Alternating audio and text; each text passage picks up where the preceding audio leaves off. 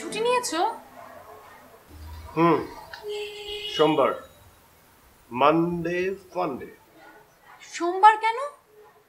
আমি না তোমাকে বললাম শুক্রবার নিতে।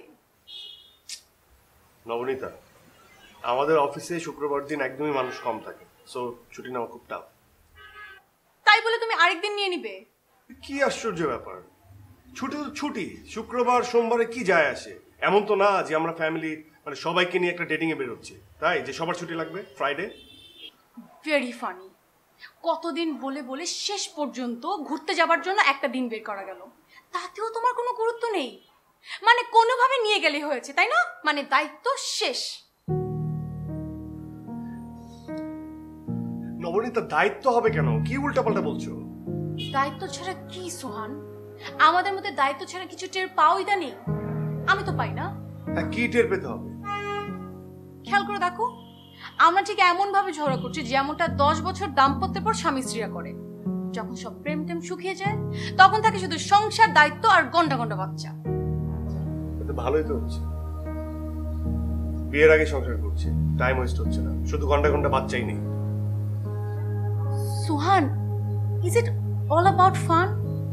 আচ্ছা ঠিক আছে নবনীতা, আমি দেখছি ছুটিটা বদলিয়ে রোজ শুক্রবারে ছুটিটা নেওয়া যায় কিনা। হ্যাঁ ঠিক আছে।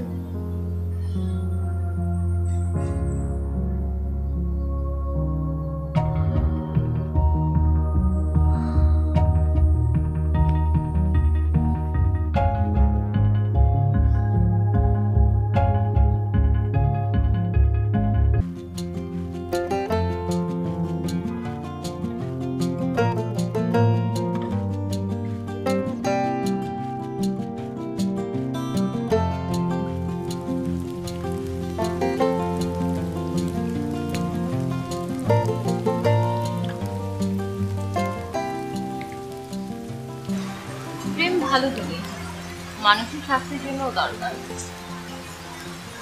বিয়ের আগে আমার কয়টা প্রেম ছিল তোর মনে আছে? আপু, তুমি আর আমি কি এক?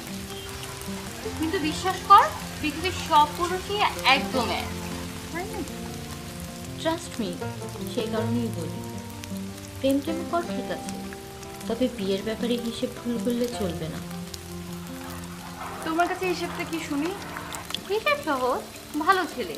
আর ভালো ছেলেই মানে যে তোকে স্বাধীনতা দিবে, আর স্বাধীনতা মানে টাকা, যেখানে তোকে চাল ডালের হিসেব করতে হবে না। শুনতে খুব গ্রস শোনালেও এটাই বাস্তবতা মাই ডিয়ার সিস্টার। একসঙ্গে যে সারাটা জীবন কাটাবো তাকে আমার ভালোবাসতে হবে না? মন মানসিকতা মিল থাকতে হবে না? ভালোবাসাটা সে কিরে আবার? ভালো থাকাই ভালোবাসা, স্বাচ্ছন্দ্য ছাড়া ভালো থাকা যায় না। আর মিল দিনের কথা বলছিস? তোর বয়ফ্রেন্ডের সাথে তোর সব কিছু মেলে?